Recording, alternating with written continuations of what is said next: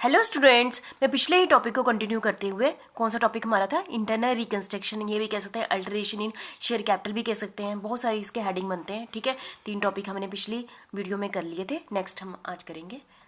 Next है हमारा cancellation of unissued share. जैसे नाम में आपको पता चल जाए कैंसिल करता हूँ, है ना।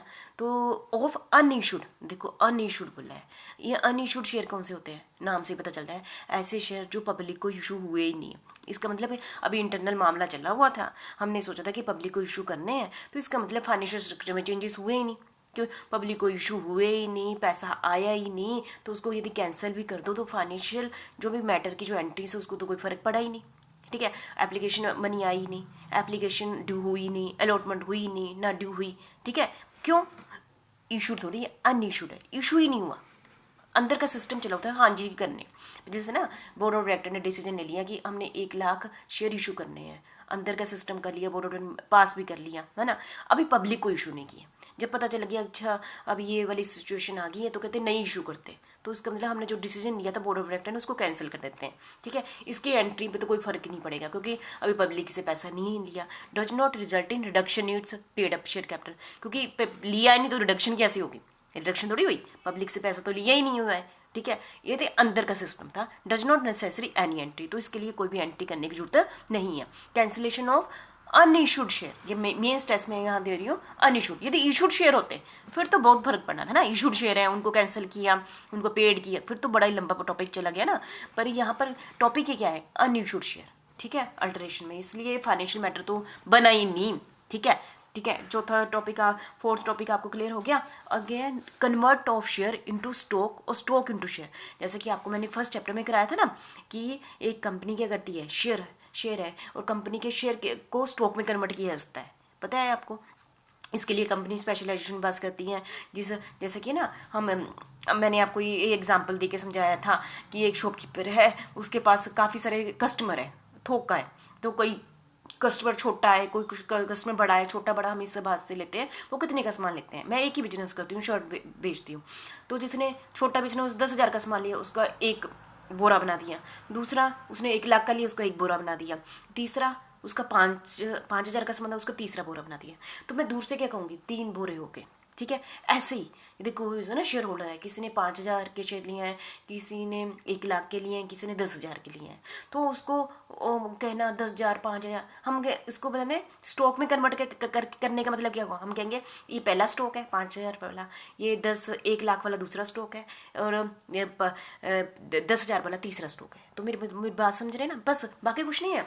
ये भी ऐसे शेयर होते हैं, सब कुछ वैसा ही सिस्टम है, बस ऐसे इसको कन्वर्ट कर देते हैं एंट्री बनाने के लिए, ताकि हमें इजी रहे। ठीक है, तो जब हम एंट्री बनाते हैं, जब भी हम कन्वर्ट करते हैं शेयर इनटू स्टॉक, जब शेयर को स्टॉक में कन्वर्ट करते हैं, शेयर को स्टॉक में करने का मतलब क्या हुआ, शेयर की हमेशा यदि शेयर प्रेजेंट होंगे तो उसका बैलेंस क्या होगा, क्रेडिट होगा। यदि शेयर को स्टॉक में कन्वर्ट करना है, शेयर को कैंसिल करना है, तो क्या करेंगे, डेबिट करेंगे। तो तभी तो हमने किया equity share capital account debit. यदि पहले इसका बैलेंस क्या था, क्रेडिट था, इसको खत्म कर देना, इसको कैंसिल करके किस में कन्वर्ट करना है, स्टॉक में, तो इसका मतलब स्टॉक को क्रेडिट करेंगे। तो शेयर को कैंसिल करने के लिए क्या एंट्री बनाई, equity share capital account debit, और किस में कन्वर्ट कर दिया, स्टॉक को, तो स्टॉक को क्रेडिट कर दो, तो इक्विटी कैपिटल स्टॉक अकाउंट, बस शेयर की जगह क्या आ गया, स्टॉक अकाउंट आ गया।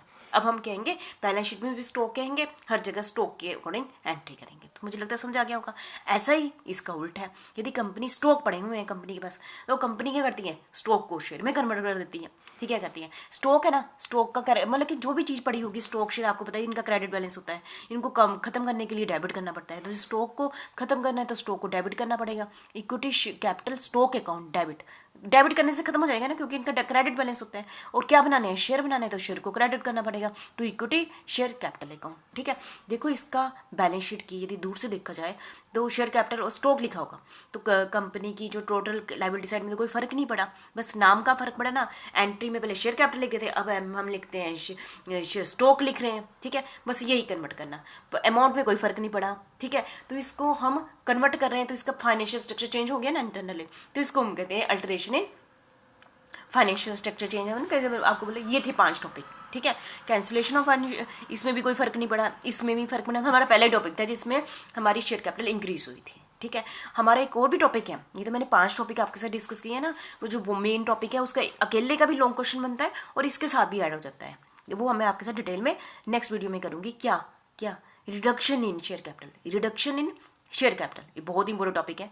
रिडक्शन इन शेयर कैपिटल अब अकेले में अपना एक लॉन्ग क्वेश्चन है, पेपर में ऐसे भी आ सकता है। यदि आपको ये आ जाए कि इंटरनल रिकंस्ट्रक्शन किसे कहते हैं या फिर अल्टरेशन इन शेयर कैपिटल किसे कहते हैं, क्योंकि अल्टरेशन मतलब चेंजेस, रिडक्शन से भी चेंजेस आते हैं ना, तो ऐसा नहीं है कि आपने यहाँ तक स्टॉप कर दिया, तो आपने रिडक्शन, जो अगला टॉपिक है हमारा रिडक्शन इन शेयर कैपिटल, वो भी आपने इसी में डाल देना कि जब शेयर कैपिटल को रिड्यूस कर देते हैं। आपने एक टॉपिक पढ़ा हुआ ना, बाय बैक ऑफ शेयर, जब कंपनी अपने बाय बैक ऑफ शेयर कर लेती है तो उससे क्या होगा, शेयर कैपिटल डिक्रीज होगी या कोई और रीजन से, मतलब कि शेयर कैपिटल डिक्रीज होगी तो उसको रिडक्शन इन शेयर कैपिटल कहते हैं। ये बहुत ही इंपॉर्टेंट टॉपिक होता है क्योंकि इससे बहुत लोग इफेक्ट होते हैं, क्रेडिटर को लॉस होता है, बड़े सारे लोगों को डर जाते हैं ना, किसी की प्रॉपर्टी कम होगी जिससे मैंने लोन लेना था, है ना, लोन जिससे मैंने पैसे लेने थे उसकी प्रॉपर्टी कम हो जाए तो मैं इनसिक्योर हो गया ना, तो ये बहुत लंबा टॉपिक है। तो मैं यहाँ पर कहने का मतलब है, आपने जब वो टॉपिक करना तो उसको भी इसमें ऐड कर देना, है ना, ऐसा नहीं कि ये पेपर में इतना लिखा और फ्री हो गए। वो रिडक्शन ऑफ शेयर कैपिटल भी अल्टरेशन ऑफ शेयर कैपिटल का ही पार्ट है, ठीक है।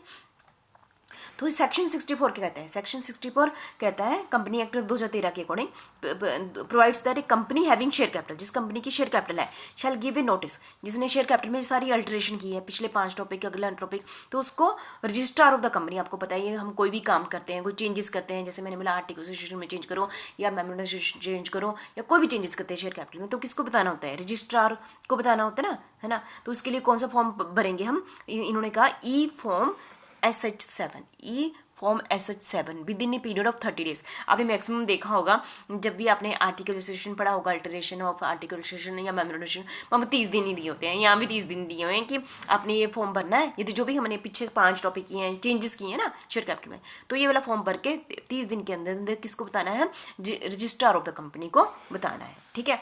और period of 30 days from the date of resolution passed by the company, जब कंपनी ने पास किया है रेजोल्यूशन, कौन सा रेजोल्यूशन पास किया है, for alteration in share capital, share capital को चेंज करने का, अल्टरेशन इन शेयर कैपिटल। देखो मैं आपको एक एडवांस में बता दूं, आपको बताइए हमारे पास 2 रेजोल्यूशन होते हैं, ऑर्डिनरी और स्पेशल रेजोल्यूशन। ऑर्डिनरी रेजोल्यूशन क्या होता है, जिसमें हम 51% भी शेयर होल्डर राजी है ना 50% से, तब हम वो रेजोल्यूशन पास कर देते हैं। कुछ मेन टॉपिक होते हैं, स्पेशल टॉपिक होते हैं, जिसके लिए हम चाहते हैं कि ज़्यादा शेयर होल्डर, ज़्यादा ओनर राजी हो, तो उसके इसमें हम क्या कहते हैं 75% शेयर होल्डर राजी होंगे तभी ये चेंज होगा, ठीक है। तो क्योंकि जो जैसे रिडक्शन इन शेयर कैपिटल जो मैंने आपको कराना है, क्योंकि रिड्यूस करना बोर्डो टॉपिक है, तो चाहे को हमें कोई बोले या ना बोले, हमारे माइंड में आता है कि कौन सा रेजोल्यूशन पास होगा, स्पेशल रेजोल्यूशन पास होगा, ठीक है। तो ये थोड़ा सा अपने माइंड में कंसेप्ट रखना। ये था हमारा अभी अल्टरेशन ऑफ शेयर कैपिटल, पर एक अधूरा है, अभी इसमें रिडक्शन ऑफ शेयर कैपिटल भी इसमें ऐड होगा, ठीक है। तो आपने इसको अच्छे से कर लेना। Thank you very much.